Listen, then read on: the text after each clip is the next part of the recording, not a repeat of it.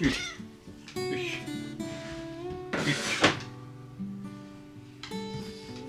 はい。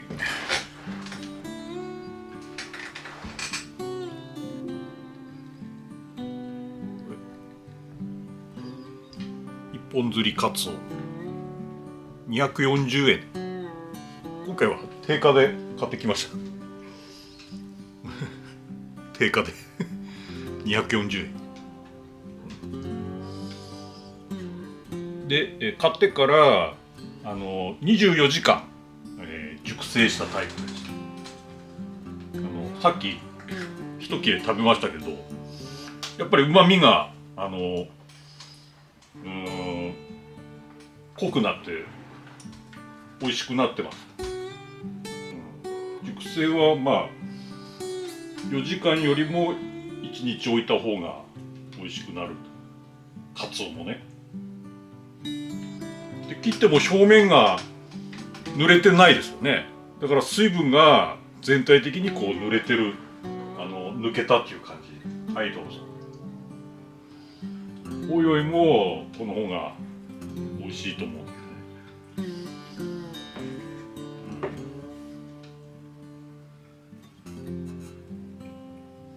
なんで安いかっていうと、こういうふうにお腹側だと思うんですよ。これね、ここに内臓が入ってたところ、こうやってお腹側だからここに空洞がある。だから安いんじゃないかなと、思いますけど、わかりません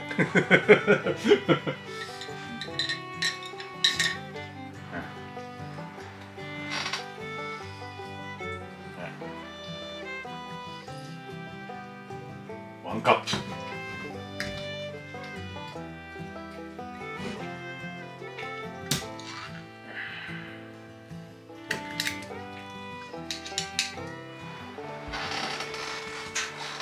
よし。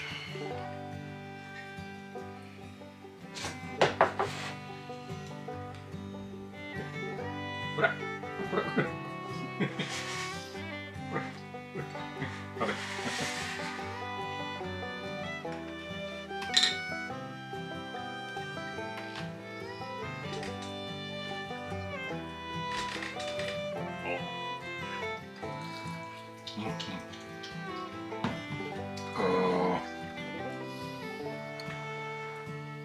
ワンカップっていうのはうまいんだよ、なんかな。これでおしまいっていう感じだから美味しいね一升瓶で飲むともういくらでもあるからね。まあ一升瓶も美味しいけど、ワンカップはもうこれ一本しかないっていう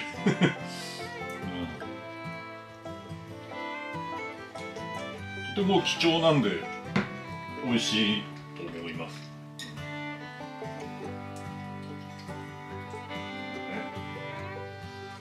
こういう切り方は私が食べるところ。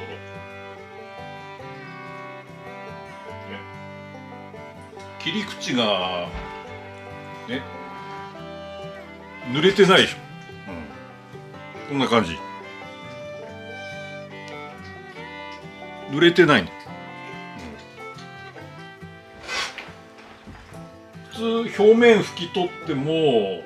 水気の多い刺身だと切るともう表面がもうから水がまた出てくる。これ間に合わない間に合わないまあいいか。こういうねのがいい。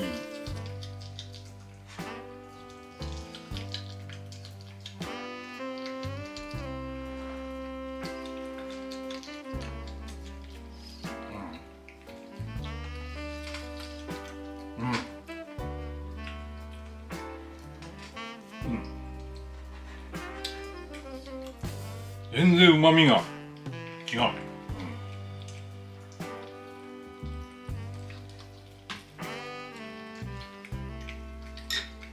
れまたほとんどおいおいに食べられるから、今回これ1本しか買ってないからうん、カツオ買った時は予備も買っといた方がいいんですけども、今回はこれしかないです。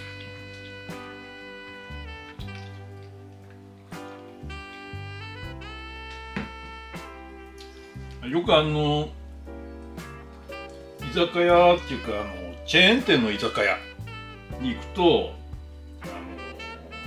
若干こ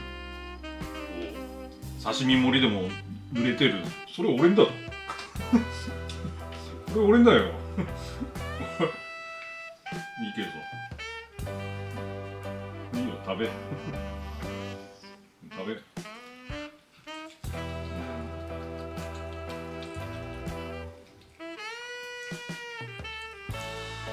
チェーン店の居酒屋で出てくる刺身で、例えば表面がこうビチャビチャって濡れてるような刺身出てきたら、やっぱり素人がね切ってるっていう証拠だよね。やっぱね、解凍してもうそのままもう下処理もせずにもう切っちゃった、ね、せめて解凍して表面の水分だけでもこうキッチンペーパーでギュッと拭いて、それから切れば、その水分っていうのが生臭いしね、臭みなんですまず。それと細菌が繁殖しやすい状況なんです。だから刺身盛りで出てきても表面が濡れてると、可能性としては細菌が繁殖してる可能性はある。それとは別に、例えば函館の朝市で食べさせてくれるイカ刺しとかさ、ああいうのはもうアニサキス対策をするからね、もう水道のもう蛇口の下でもう水ドッと落としながらもうダーッともうさばいていきますから、まあ切りたてがこう出てきた時にはまあ濡れてる場合もある、ちゃんとしたとこだったらきちんと水で洗うけど、切る前にきちっと拭いてね、でパーッと切って出すからしっとりして出てくるけど、水道の水でジャーってやってそのまま拭かないで切って出してくるところもあるから、そういうところはもうジャブジャブっとこうしてる感じもある、ただそれはイカから出た水分じゃなくて、あくまで水道の衛生的な水だから、それはそれでいいんですよ。食べたうまかったとワンワンワンワンとかなんかうまかったでトイレ行く。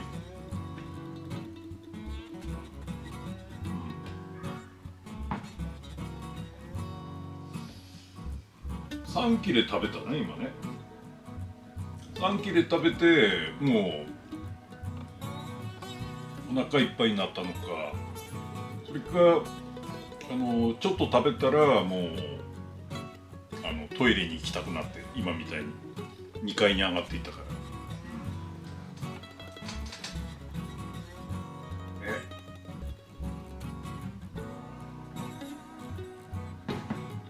こになんか残骸が残ってますけど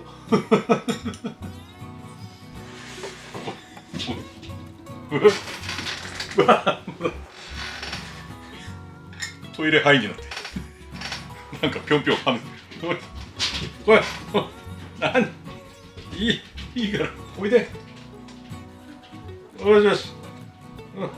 これこれがトイレ範囲開けるか開けるか、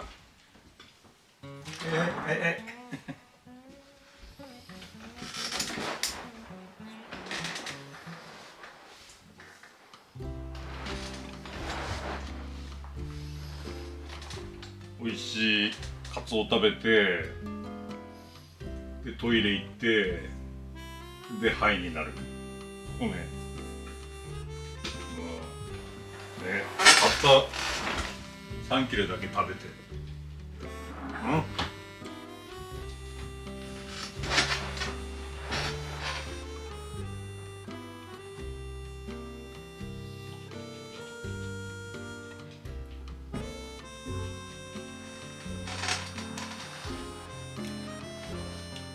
すからよ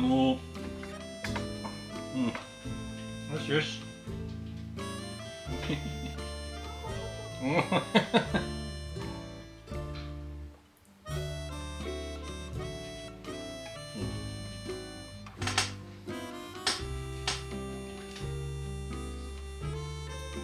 今のおいおいはもう3切れ食べたらもうね、3切れでお腹いっぱいで、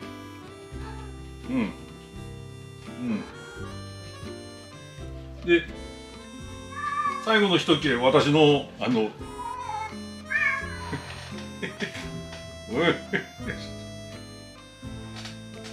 おいで、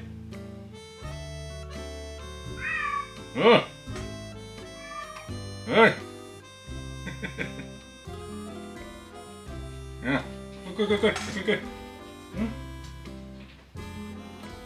どうしちゃったの？ああ、よっぽど美味しかったんだよ。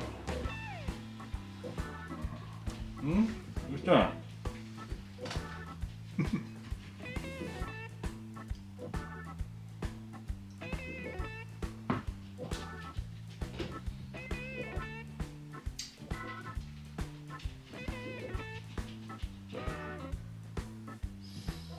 最後に食べたのが私用のでっかい一切れだったんで、それでもうお腹いっぱいになっちゃった。だから3切れだけど、まあ最後はでっかいの食べたからお腹いっぱい。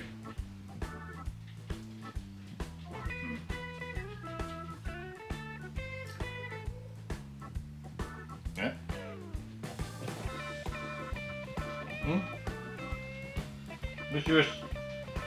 よしよし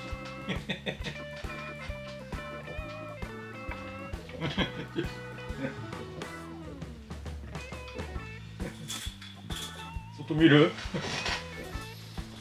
外見んの？外見んの？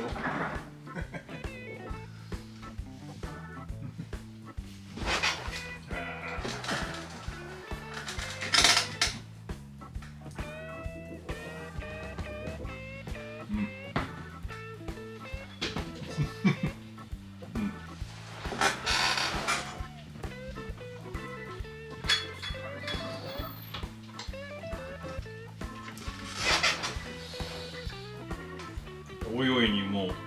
1個予備置いといてね。でこれこうやって置いとくね。この残骸も後で食べるだろう。ってことは私はこの2切れは食べていいということですね。ちょっと筋っぽいな。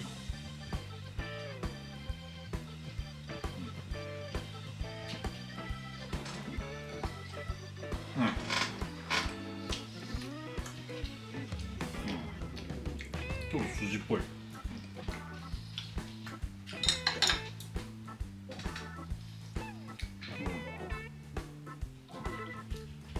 まい。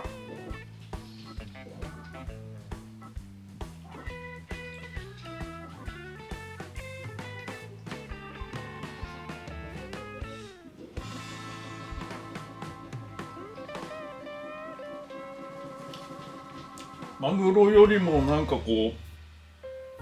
ご飯が食べたくなるような旨味があるね、カツオの方は。うまいうまい。カツオはうまいよ。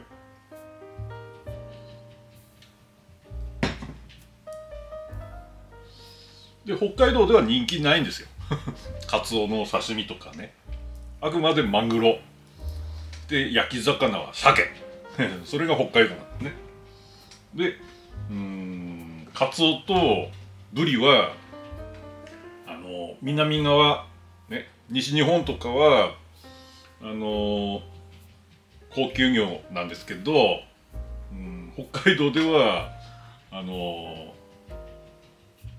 馴染みはないんですブリとかね、カツオとか。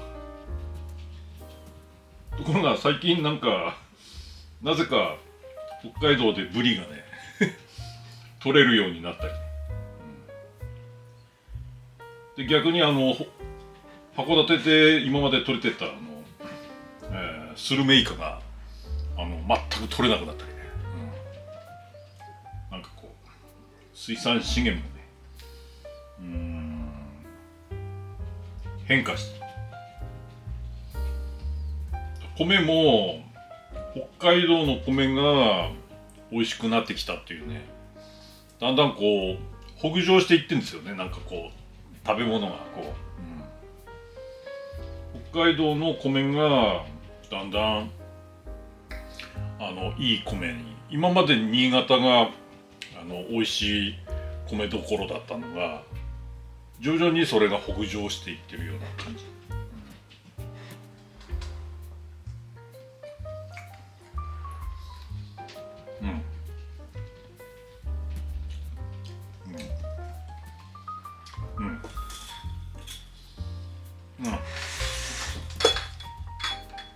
食べ。う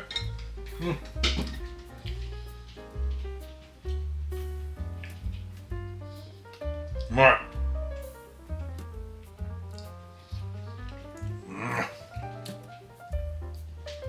もう一切れ買っておけばよかった。240円ですからね。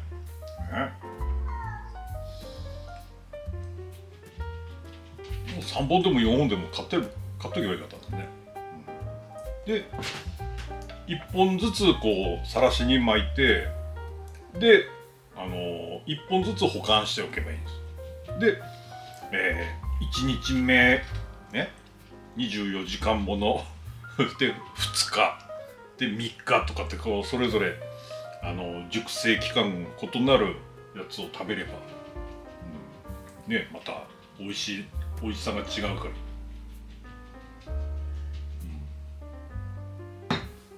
うまかったね。この残骸もここに置いときます。ね、これも入れて。ね。はい。はいはい。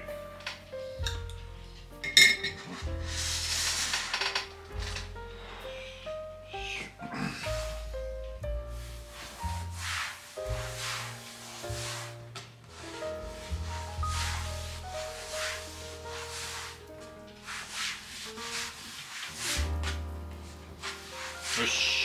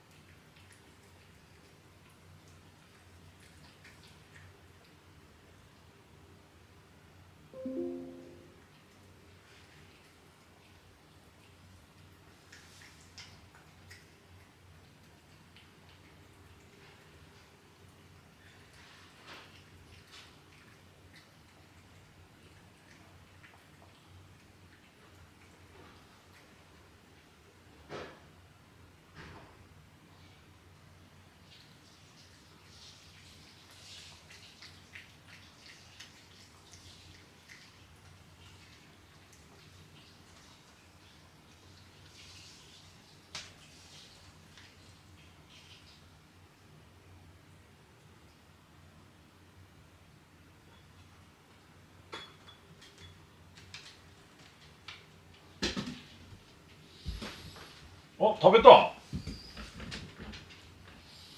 食べた。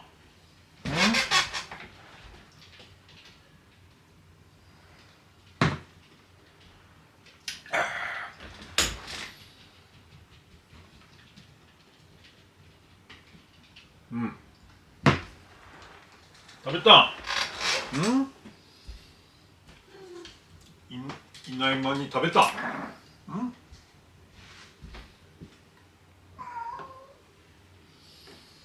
どうせこの辺で情がいらんとしたんだ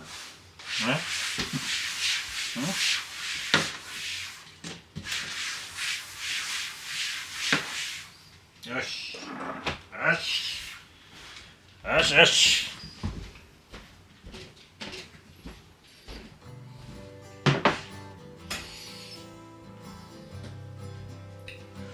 よいしょ。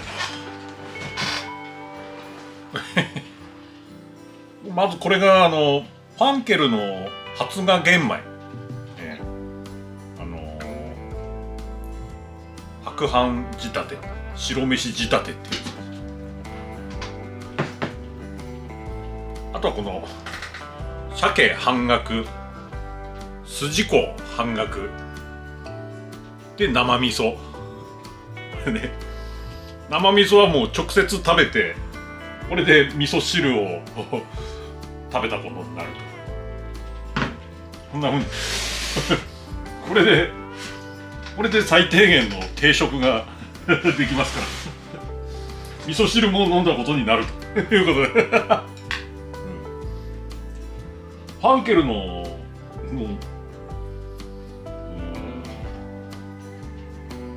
発芽玄米ね。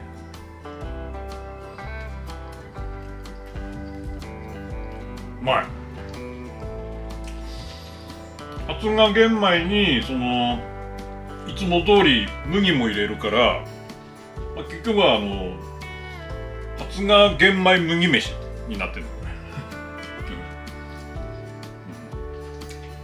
とことん美味しいでこの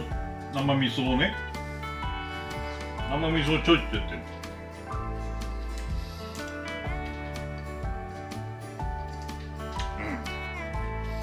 うまい。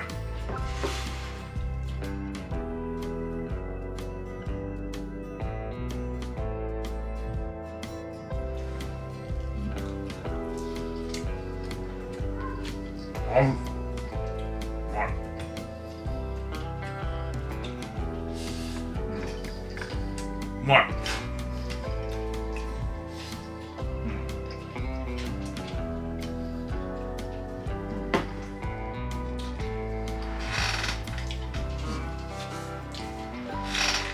ちょっとしょっぱい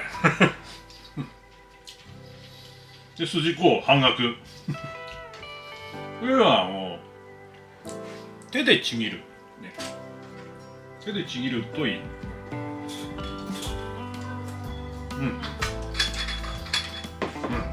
まい。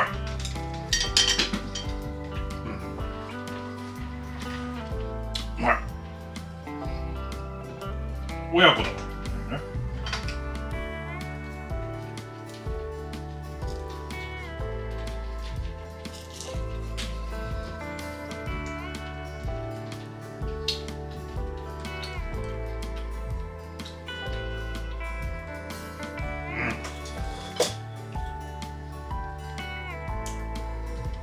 玄米の麦飯だからもうパラパラですよ。固めに炊いてますからこれも。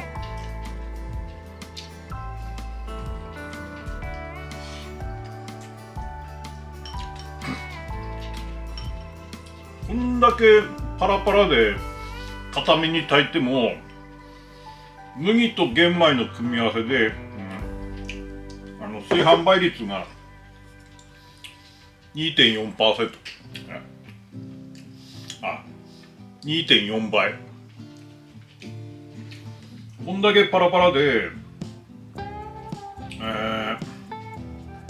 水分はかなり入ってて炊飯倍率は 2.4 倍、ね、で普通の固めのご飯で炊飯倍率は 2.1 倍ぐらいで、柔らかいご飯だと 2.3 倍、でこれ 2.4 倍だからよっぽど柔らかいと思いきやこんなパラパラなんですよこれ。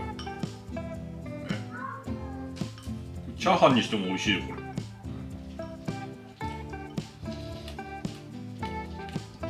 粒もしっかりしてるね。かけるか？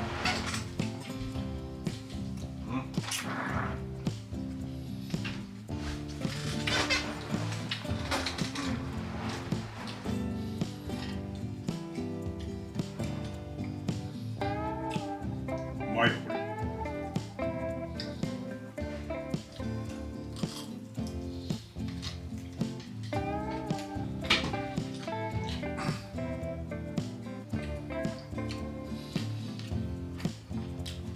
若干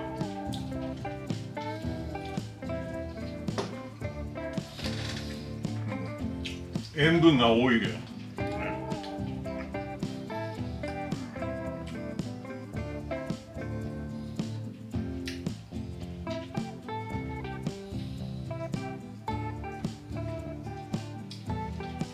塩分の取りすぎで血圧が上がるわけではないんですよ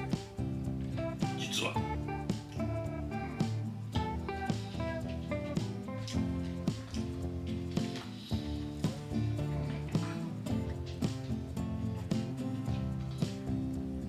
もともと血圧が上がるから腎臓の機能が衰えて、で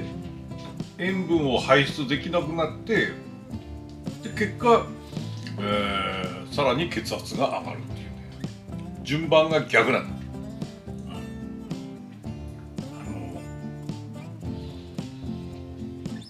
血圧が先なんです。で、腎臓の機能が衰える、ね、血圧が上がるから腎臓の細い血管が徐々に破壊されてくる。で、塩分が排出できなくなってちょっと塩分取っただけで血圧がぐんと急上昇するようになる。塩分はもう必須ミネラルだから取った方がいいんですけど、腎臓の機能が衰えるといくら減塩しても塩分を排出できないから結局血圧が上がる。で腎臓の機能を守らないとダメなんですよまずは。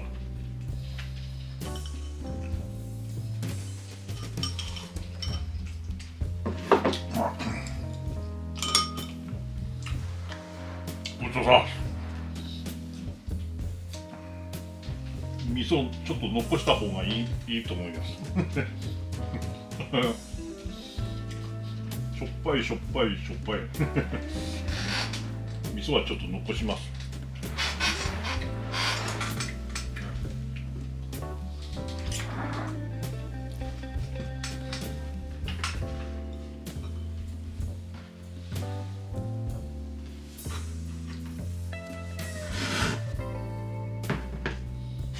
いやも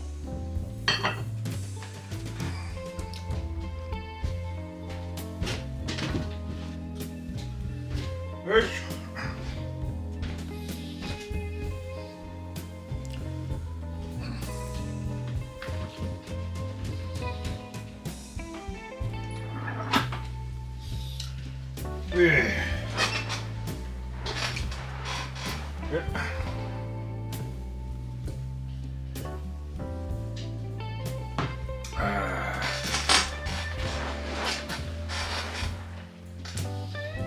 あとは食後にみかんね、まあ、その季節の柑橘類を食べるといいんですけど、食べる理由はビタミンではなく、クエン酸ですね。クエン酸をしっかり摂るという。酢に含まれるクエン酸はもうごく微量で、酢のほとんどは酢酸なんですよね。ほぼ酢酸で、クエン酸はもうほんのちょっと。酢飲んでもクエン酸を摂取したことにはあんまりなんなくて、クエン酸がまず梅干し、だけど今の梅干しとかだと、塩抜きしてあるから、結局クエン酸も抜けてますよね。あんまり、梅干し食べても今の梅干しだとそれほどクエン酸含有量も多くないとなると、こういうみかんとか、みかんの季節が終わっても八朔とかね、夏みかんとかさ、あと何にもなくてもレモンそれを食べればクエン酸を摂取でたっぷり取れる。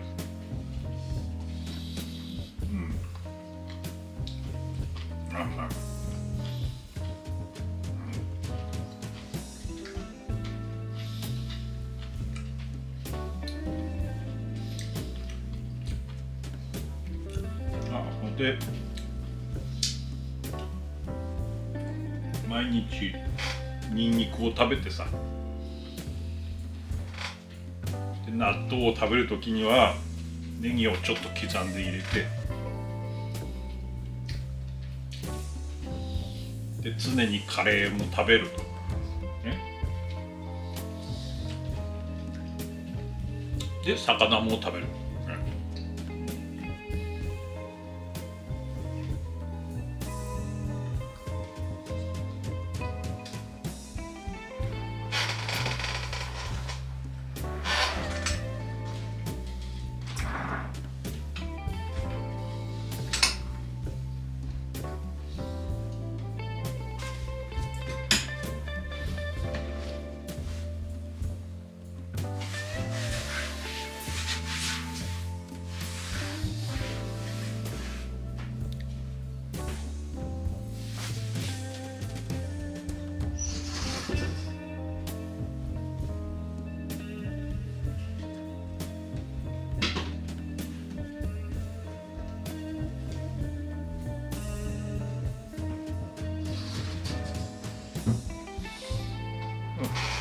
それかい。ちょろちょろ。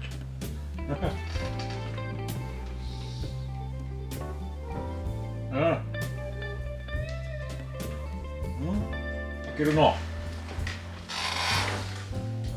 いしょ。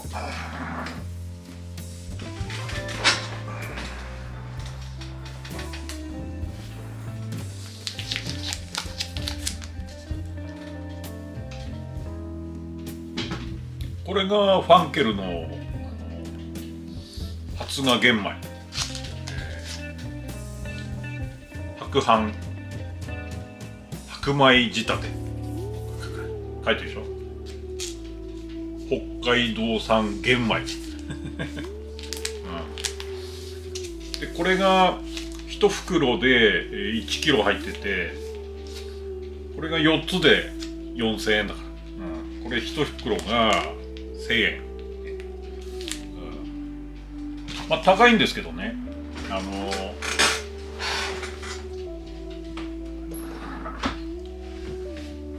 今の米が高くなりましたから、結局これがその値段に追いついてきちゃったという感じで、じゃあ高いんだったらいっそもうこのファンケルの発芽玄米食っちゃうってことねこれを買っちゃったという感じで、玄米と違ってこれはなんか白米仕立てって書いてて、なんか普通の白米と同じ味、だけど食感がこう弾力があってね、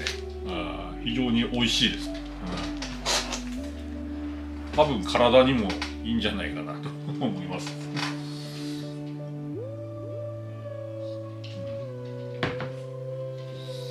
で、米そのものが例えば5キロで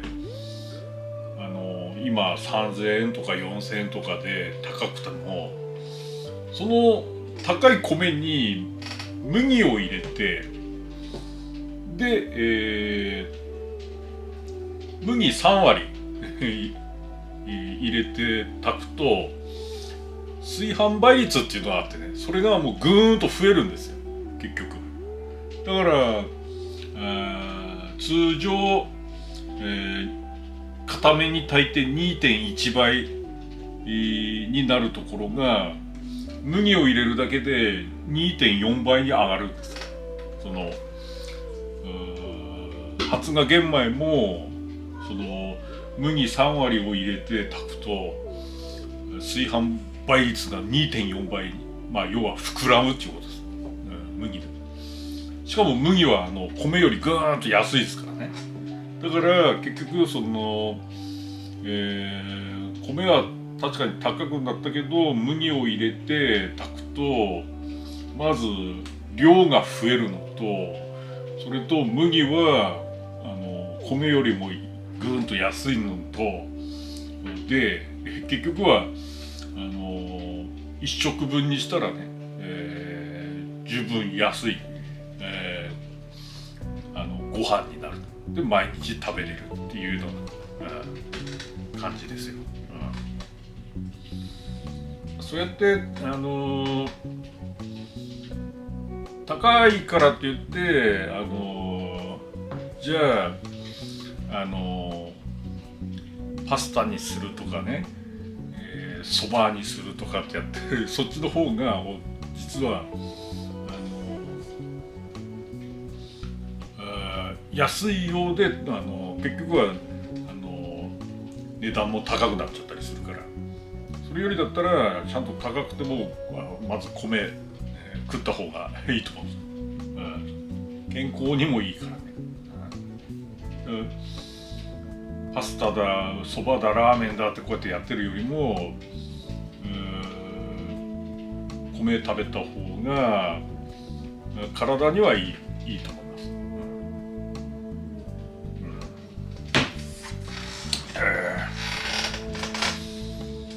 なんで米かというと、その米と合わせるものがですね、例えば魚、それと納豆、ね、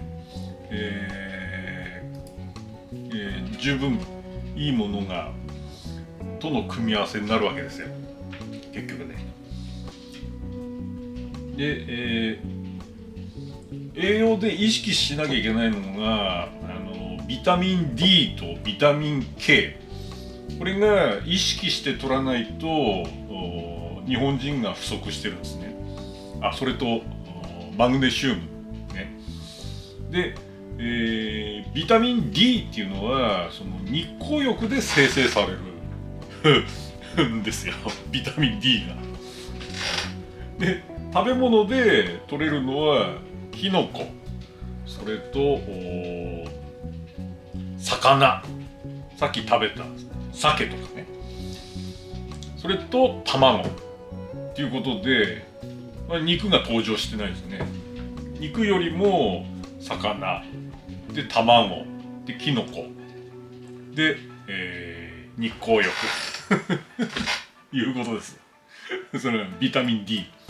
だから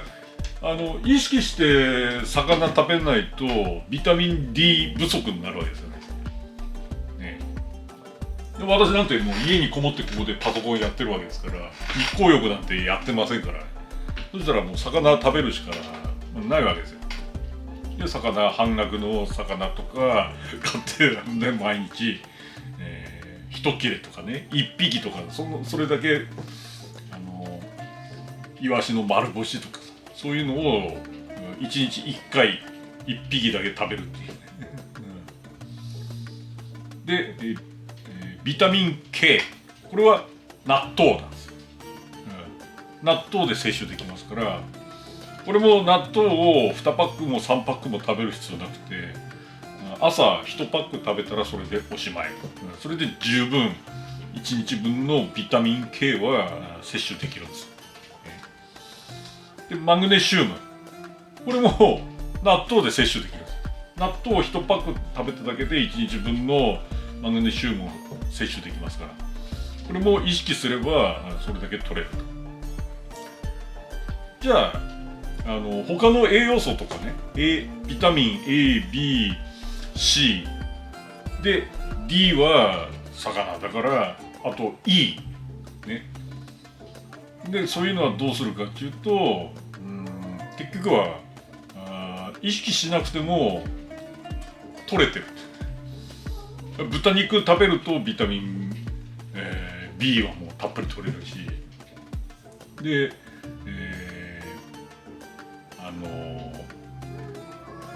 アーモンドとかね、そういうのナッツ類を食べるとビタミン E が取れる。でさっきみたいにみかん食べるとクエン酸と一緒にビタミン C も取れるんですね。だからその辺はもう意識しなくても取れるんだね。だからビタミン D、ビタミン K、マグネシウム、ね、で、カレーを食べて、クルクミンを取って、でみかんを食べて、クエン酸を取る。もうそんだけやればそれで病気になったら諦めるけどさまあそんだけ食べてね、でその辺でわーってちょっと体操でもやってれば病気にはなんないと思いますけどね、そういう食べ物でもう意識して必要な栄養素をとって、あとは普段はもう酒飲んでるし、夜遅くまで仕事をやったりしてますけどもね、まあ病気になったことないし、病気にもならないし、なんともないです。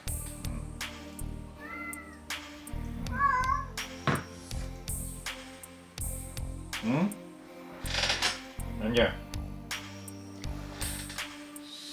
あと猫がいるってことは、なんかいい効果があるみたい。猫と一緒にいて、で猫を可愛がってると。で猫は猫で可愛がられて、それはそれでなんか猫も健康にいいみたい。だからお互いいいみたい。で一緒に寝るときは布団で一緒に寝る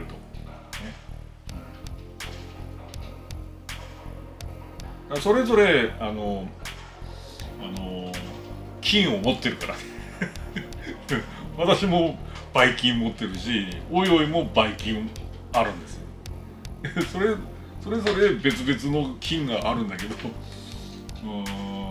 毎日一緒に過ごしてるとちょっとずつね、感染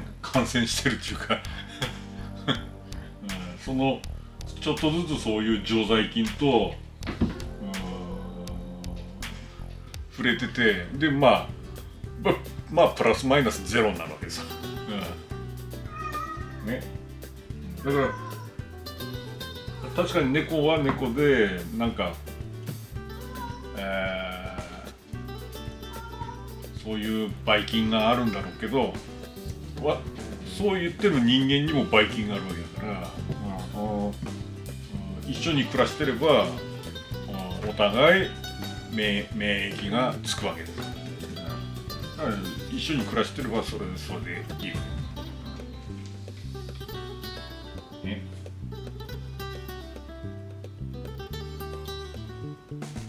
そして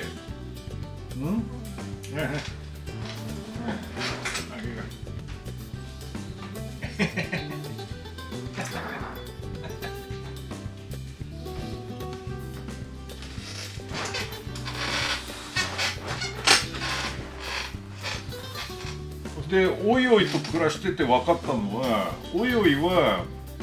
もう本能的にお腹いっぱいっていう風になったらもう食べるのをやめますから、もうそれでもうどっか行っちゃいますよで今日もカツオ3切れ食べただけでもうごちそうさんとで、私が予備で1個置いといたけど、それはそれで後で、気が向いたら食べるという感じで、食べたらもうすぐもうトイレに行っちゃう、で満腹中枢がもう100に達したからもう食べるのをやめるわけです。で人間は我慢して出されたものを全部食べるわけです。それが体に悪いと思うんですよ多分ね。おいおいと一緒にいるとですね、満腹になったら食べるのをやめる、ね人間は満腹になっても出されたものは全部食べる、そういう猫と人間の違いがあるわけです人間は子供の時からね、学校の給食食べる時も子供の頃から親から全部食べなさいとこう言われたわけです、だから残さないように食べる。で、おいおいみたいにマグロとか今みたいなカツオを一切れ残したら人間で言うと失礼なわけですね。マナー違反でしょ。全部食べなきゃ全部食べるんだけど、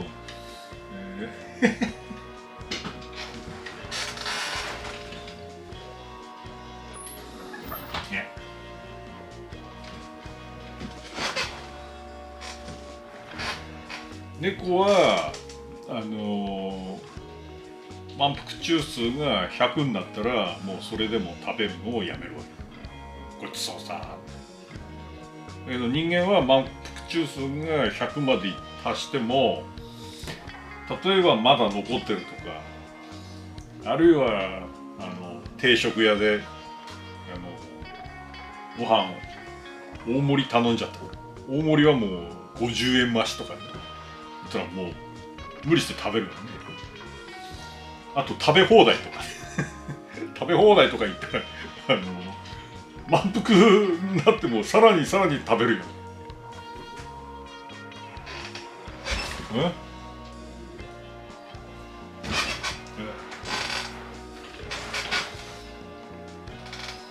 そういうふうに満腹になってもまだまだ食べるのが人間なんです。で病気になるわけ、しかもね、もっと悪いのが常にこう満腹中枢を超えて食べるようになるから血糖値スパイクって言ってぐーんと血糖値が上がってで、体がいつもまた大食いしやがったなっていうんでもうインスリンをブワーッと出すんですよ。でそれが生活習慣っていうやつなんですね。糖尿病っていうのはインスリンがもう出なくなって血糖値がもう常に上昇している状態のことを言うんだけど、そうなる前に正常にインスリンが作動してるわけだけど、なんていうかこう満腹中枢以上にいつも食べるから血糖値がもうさらに上昇してるところにを毎日、上昇させてるから、だからインスリンが常にもうバーッとこう出して、で血糖値スパイクっていうのはインスリンがもうバーンと出た状態だからそれでビュッと血糖値が下がるんですよ。それが血糖値スパイクっていう。だから食後の甘いものを食べたい人がいるわけですね。甘いも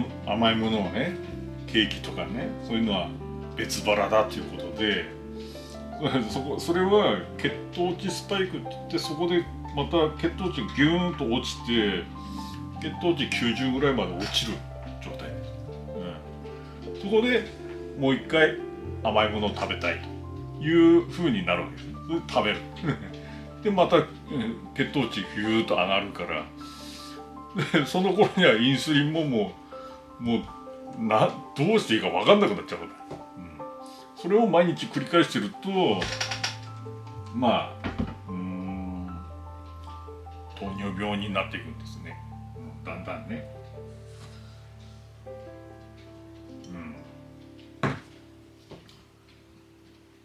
そういうふうになってるんですよ。私も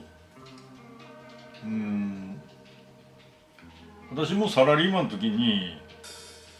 私は大酒飲みで周りはもう酒飲まない人ばっかりだったんだけ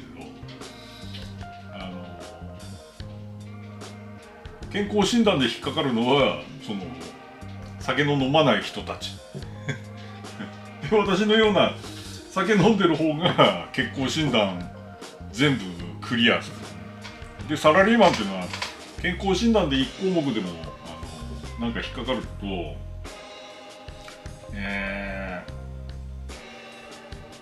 報告しなきゃいけないんですよいろいろと。で再検査をしました。で再検査で、合格しましたとかね、あるいはこういう治療を継続してますとかさ、なんか会社に報告しなきゃいけない。で毎年その会社の健康診断を受ける。なんか引っかかったら、報告しなきゃいけない。私なんて何受けても、引っかからないからやっぱり、引っかかってる人を見てると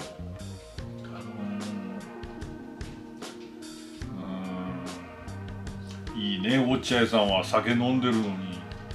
健康診断引っかからないってね。でその酒飲まないに引っかかってる人はなぜか肝機能で引っかかってる人がいるわけです。普通酒飲んで肝機能が引っかかるのに、酒飲んでないのに肝機能が引っかかるということは、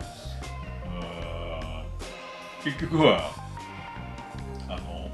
砂糖とかね、その人とコーヒー飲むと夏暑い時とかガブラシロップを入れる。それとクリームね、常温に置いてるクリームだから、コーヒーに入れるやつ、リュルリュルって入れるやつ、あれ牛乳じゃないんですよ。あれはサラダ油を乳化させたやつですからね、あれ牛乳じゃないんですよ、トランス脂肪酸の塊なんです。あれをドボドボドボっと入れるわけですで飲んで私はブラックとかね、ストレートでそのまま飲むけど、やっぱそういう人っていうのはなんかこ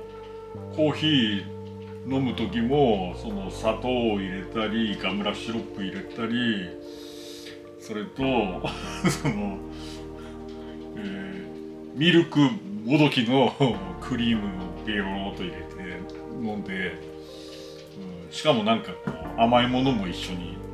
買って食べたりしてるので、かえってそういう方が体に悪いみたいな。潔く酒飲めばいいんですよ、だから酒飲んじゃった方がいいと思う。その方が、私も酒飲んでてある一定期間2週間とか3週間飲まない期間もやって体を回復させて、でまた美味しく飲んだ方がいいなと思ってますから、健康には気使うようになる。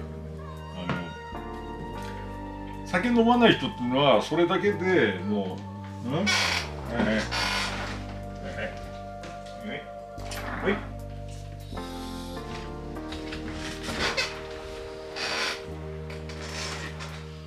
酒飲まない人は酒飲んでないことが、唯一の自慢でさ、体にいいと。落合さんよりは体にいいんだよというふうに思ってるんですよ。で、甘いものを食べる。コーヒーには砂糖を入れる。で、変なミルクも入れる。ね。で、ご飯食べに行くと、もったいないから全部食べる。で、血糖値がドーンと上がってヒュッと下がる血糖値スパイクになる。だから食後またコーヒー買いに行った時になんか甘いものもね、菓子パンみたいなのも買って、で砂糖を入れたコーヒーとその菓子パンを食後に食べるでそれで、落合さんのように大酒飲みじゃないから自分は健康的だと思ってるんですよ。ね。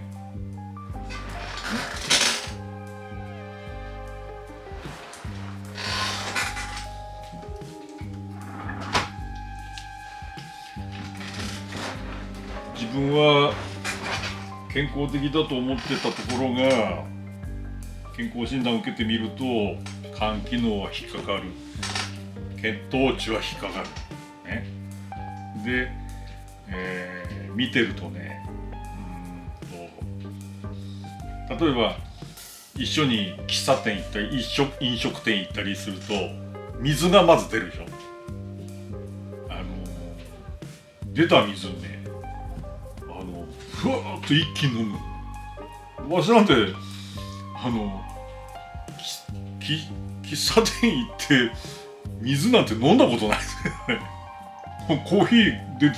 からコーヒー飲みゃいいなと思うけど、喫茶店行って水出て水飲むとか、食堂でやらラーメン屋とかで水出るけどさ、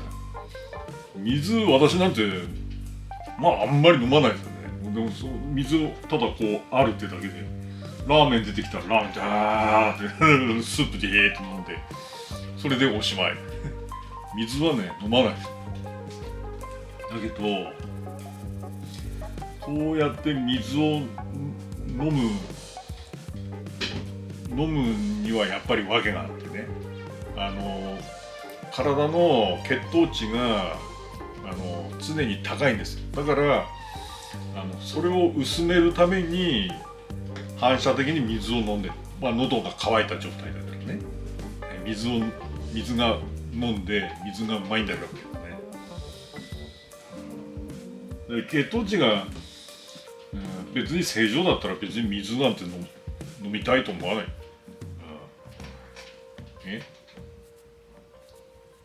水を飲むっていうことがないね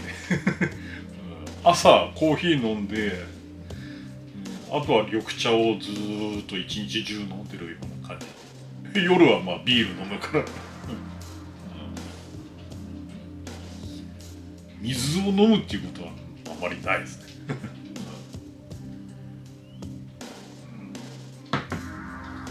そういうふうにね、だいたいサラリーマンやってた時でそういうことかっていうのが大体分かってきたね。それと私サラリーマンやってた時はなんていうかこう商品を作るっていうか開発する係やったんですよ。だから試食を出したり結構ね社員にあるいは役員ねで、あるいは一般の方に試食を出したりする。で試食を出してそのご意見とかをこう伺ったりするんだけども、社内のね試食出して、まあ誰か一人がね味しない、こんなまずいもの売れないとかっていう人がいるんですよ。必ず試食やってるとそういう人が出てくるんですね。でそういう人の顔を見ると私にはもうすぐ分かるんだけど、まず顔がもうむくんでる。であから顔でいかにも攻撃的ですよ。だから、まあ血圧も高い、血糖値も高いで、味が感じない。まあ血糖値が高いと甘みを感じづらいんですよ。で私とかは普段はもう砂糖を立ってる状態で砂糖を取らないんですね。だから何食べても甘く感じちゃうんですよ。その辺で売ってる、惣菜とかね、肉じゃがとか何食べても甘い。牛丼チェーンの牛丼食べてもこれ甘いなと。まあ砂糖入ってる。なんで砂糖を入れるかというと砂糖を入れると食材の保湿性保水性が良くなる。保水性ね。肉だとプルプルンとこう食感が良くなるんですよ、ね、だからすき焼きとかまず肉をジューッとこうやって鉄鍋に入れたらすき焼き屋のおかみがねビャーってやって焼いてくれて、そこに砂糖をブーってばらまくうわーっていう感じするけど、それが肉をプルンプルンに、焼肉なのにああいう焼肉じゃなくてもうプルンプルンとした焼肉になるわけです。が美味しいんですよ。砂糖の役目っていうのはそういうことなんですけど、まあ保水性が良くなる。まあそれが人間の体でもそういうふうに起きてるわけですね。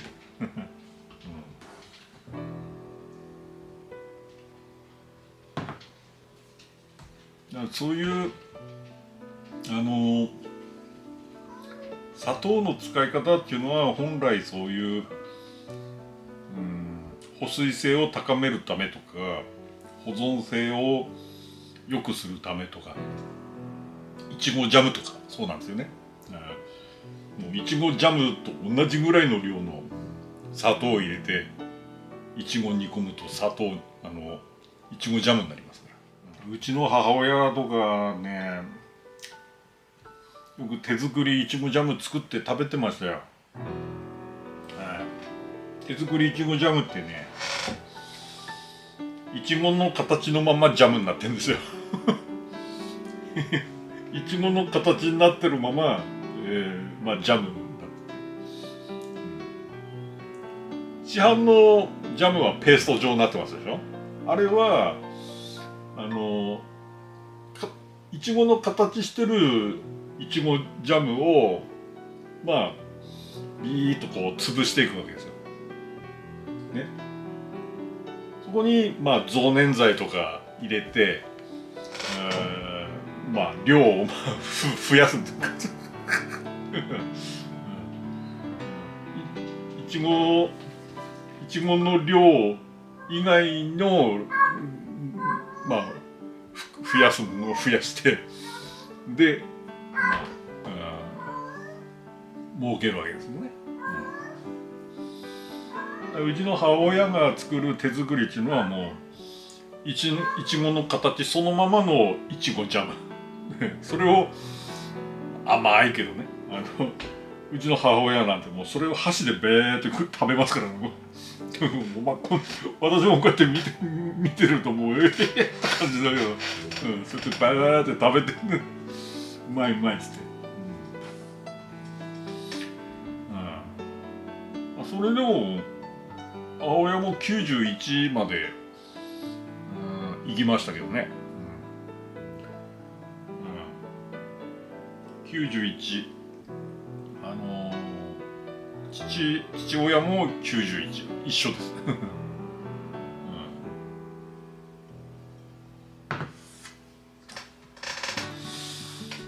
ね、そうやってまあ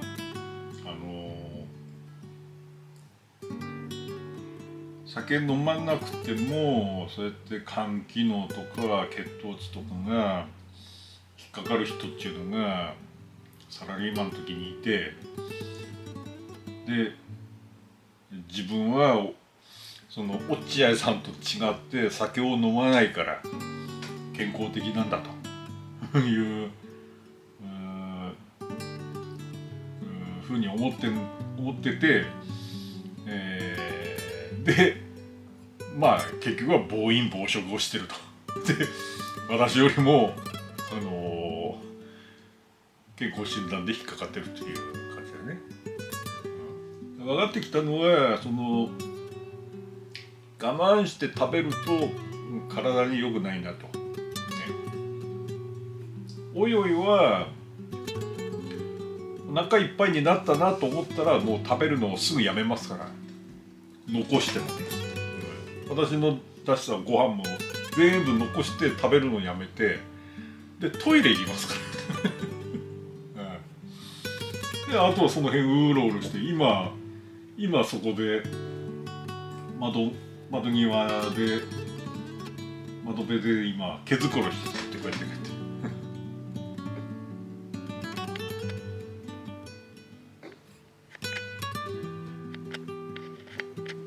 おいおいおいおいはちょっとでもお腹いっぱいになったら食べるのをやめる。人間はその我慢して全部食べる習慣がついてるんですね。だから血糖値がもう満腹中枢までいってもさらに食べるわけだから、そこからさらに上がっていくわけですね。でそれは私も子供の頃は、学校で給食食べると、全部食べなさいって言われるんですね。で、食べた人から、昼休み、校庭に行って遊べるわけです、早く全部食べた方がいいわけだけど、我慢して全部食べるそういう習慣がつくでしょ。で親も残さないで全部食べなさいっていうのが普通のしつけになってるし、で人様の家行ったら、残さずありがたく全部食べるとね。でラーメン屋行っても残したらもうラーメン屋の親父に悪いからもう全部食べるよね。それが普通の日本人のマナーみたいになってるわけだけど、そんなことをしてると結局無理して食べるようになる。で大人になって、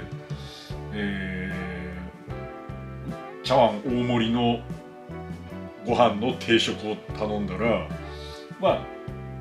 全部こうお腹いっぱいとか美味しいとかよりもそれぞれ金銭感覚になってるね。こう大盛りだから普通盛りよりも50円増しの丼飯を食ってんだと。だから全部食わなきゃで、サバの味噌煮の一皿でこれ一皿で200円もするんだぞと。で、小鉢、ポテトサラダ小鉢も取ったぞ、これも全部食うぞ。味噌汁はタダだぞってやったら全部食べれる全部食べるんだけど、まあ途中で満腹中枢はいっぱいいっぱいまで来てんだけど、全部食べるまでは食べるのをやめないから、満腹中枢がもうそこからさらに超えてくるわけですよ。それを毎日そういう暮らしをしてるから、体も、まあ病的になってくるわけです。だからおいおい見てて分かったのは、満腹になったらそれで食うのやめればいいんだから、残してもいいんじゃないかなおいおい平気で残しますからね。その方が別においおいみたいに元気に毎日過ごしてるからね。お腹もくびれてますから、おいおいおいゴロンとしてるとなんか太ってるように見えますけど、あれで標準体型なんですよ。ゴロンってやるとお腹の皮膚がねビヨーンってたるんでるように見えるんですけど、あれは猫みんなそうなんですよ。ルーズスキンって言って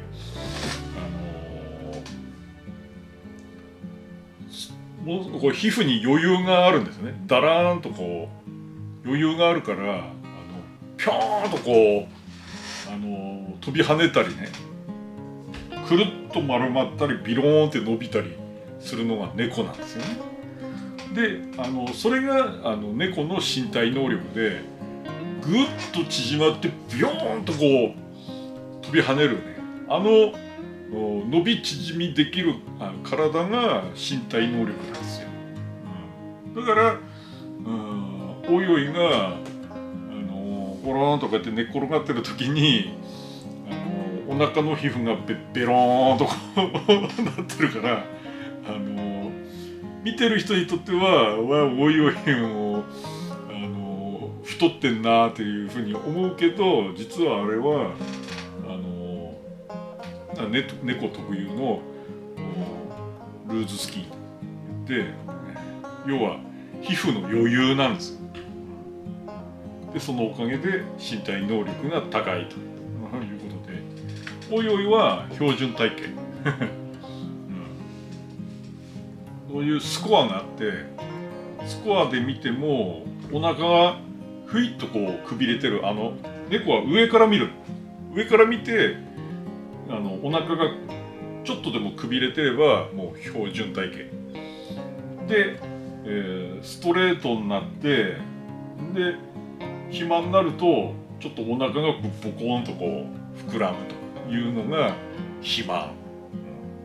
おいおいはもう肥満でもなんでもない、くびれてるから標準